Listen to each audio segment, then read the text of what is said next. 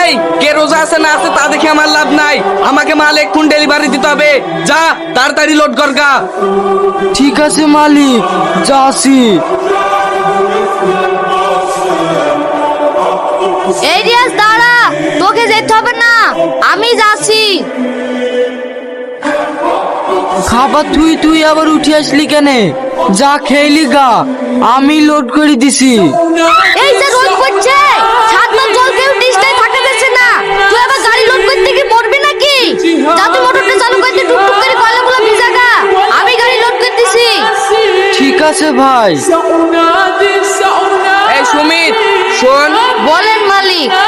এই তুই একটা হিন্দু চাইলি ওই মুসলিমের বাচ্চার উপর অত দরদ দেখাস কেন? ও রোজা করুক নাই মরুক, তোর দেখার দরকার কি? তোর কাজ তুই করবি, ওর কাজ ও করবে। আপনি কিছু মনে করেন না মালিক, ও আমার ছোটবেলাকার বন্ধু, তো ওর কষ্ট আমি দেখতে পারিনি। আর রোজার কটা দিনই তো আছে, ওর ভারী কাজগুলো আমি করি, ও পাতলা কাজগুলাই করুক, নাহলে সারাদিন না খেয়ে এই রোদে এত ভারী কাজ করতে পারে? আপনি বলেন।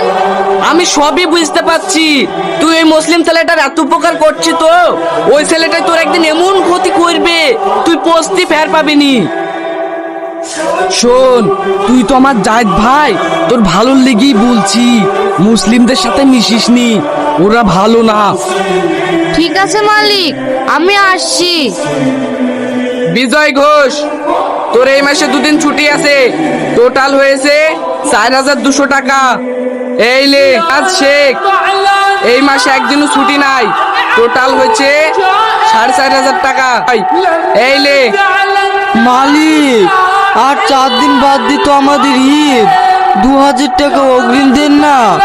আমার ছেলে মেয়েকে পোশাক কিনে দিতে হবে, সামনে মাসে কেটে নিয়েন। না না, কোনো অগ্রিম টাকা হবে না, এমনিতেই কাজ করে না, রোজায় আছে বলি সারাদিন ফাঁকি মেরে বেড়াই, আবার অগ্রিম টাকা নেবে? যা সাইডে হাত।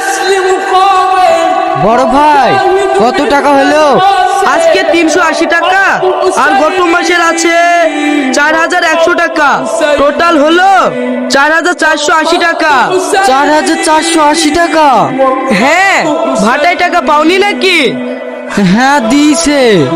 বলছি বড় ভাই, এই মাসে 3000 টাকা দিলে হইতো না, সামনে মাসে সব শোধ করে দিত।